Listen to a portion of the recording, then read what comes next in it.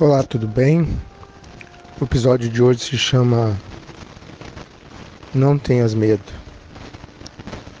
que fica em Mateus capítulo 4, 14, versículo 27, que diz que Jesus, porém, lhes falou logo, dizendo: Tende bom ânimo, sou eu, não temais. Em diversas passagens da Bíblia, pelos profetas e discípulos daqueles que buscaram o Mestre, sempre falaram a respeito do medo. O medo não é o contrário da coragem. O medo, ele é o oposto do amor. Quando nós amamos e se entregamos ao amor, o medo deixa de existir. E porque cometemos tantos erros, tantas falhas, porque absorvemos tantas crenças e o ego cada vez fica mais forte, ele se torna aquele que é o nosso Senhor. Nós servimos a uma personalidade, servimos uma função, servimos uma crença de nós mesmos, servimos a matéria.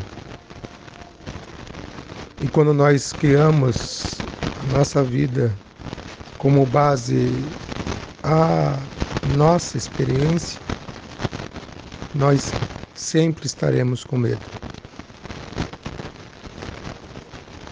Não importa as situações da vida da gente, sempre temos medo. E o exercício de se entregar à nossa intuição, a Deus, que permeia os céus e a terra e permeia tudo, que é a fonte de todas as coisas, nós temos medo. Medo porque não tivemos pais que nos deram o suporte e a força que precisamos. Medo porque passamos por relacionamentos abusivos, relacionamentos que a gente não pôde confiar. Porque quando nós colocamos a nossa confiança na personalidade de uma outra pessoa, na absorção da completude, da paz, do amor que vem de outra pessoa, nós cairemos. O amor, ele não está fora, ele está em todo lugar. Ele está dentro de nós. E ela é para lá que a gente consegue encontrar a fonte de todas as coisas. Jesus não teve medo quando andou sobre aquelas águas. Ele simplesmente confiou no Pai.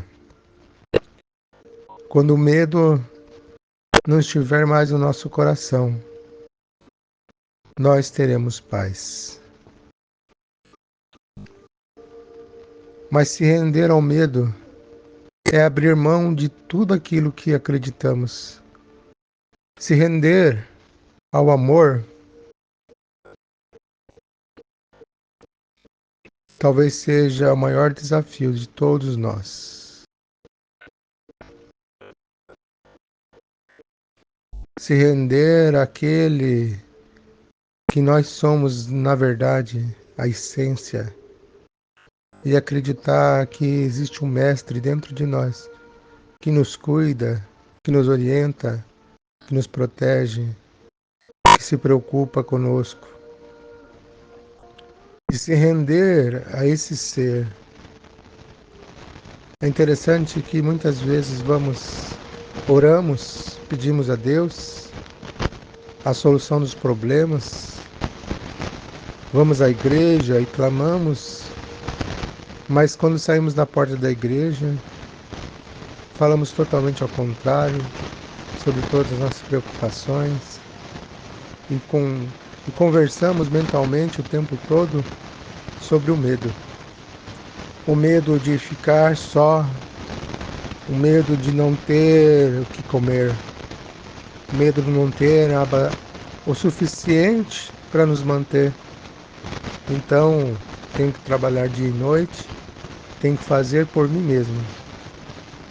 E a vida se torna como uma casa de hamster, rodando, rodando, mas parece que nunca sai do lugar. Então existe um outro versículo da Bíblia que diz que adianta o homem ganhar o mundo inteiro, mas a sua alma não está em paz. A paz verdadeira só é encontrada dentro, não é encontrada nas aquisições. Quantas vezes nós somos aturdidos, ludibriados por aquisições e por relacionamentos que nos fazem achar que, enfim, encontramos a alegria. Mas conforme os dias vão se passando, o objeto adquirido, o relacionamento que se tornou o centro da vida, começa a ter um espaço cada vez menor de contentamento e satisfação, até que aquilo se torna sem valor nenhum. Porque não importa aquilo que nós construímos externamente, jamais satisfará a alma humana. Nós temos medo de confiar na intuição, medo de ouvir o coração, medo de se sentir só.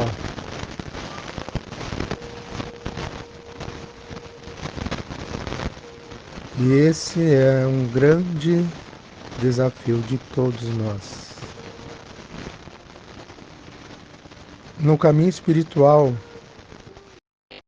é um caminho para dentro.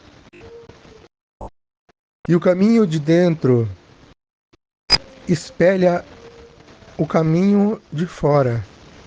As dificuldades que nós temos externamente, elas estão dentro. Porque tudo que está fora é uma expressão do que está dentro. Então, quando nós entramos na jornada espiritual interna, todas as dificuldades externas estão dentro de nós. Então, enfrentamos grandes combates internos. Aqueles egos, aqueles pensamentos, aqueles sentimentos que nós ignoramos e externamos fora, eles rugem dentro de nós. E é nesse momento em que nós estamos dentro da tempestade interna, a entrega e a rendição é o melhor caminho. Desfrutar desse amor é a maior base para a felicidade permanente em nós. Não importa o estágio da nossa compreensão, não importa o conhecimento que nós temos, nada disso é maior que o amor. Que nós possamos amar independente de retorno. Amar incondicionalmente as pessoas ao nosso redor. Amar em cada pensamento. Que cada pensamento seja um ato de amor. Que a autoanálise de cada pensamento seja um ato de amor. E se caso passar um pensamento negativo, nós criamos uma outra realidade, um pensamento de amor. Amar é o que nos dá sentido à vida. Amar é o atributo do que nós somos. E para viver o amor, nós nos rendemos.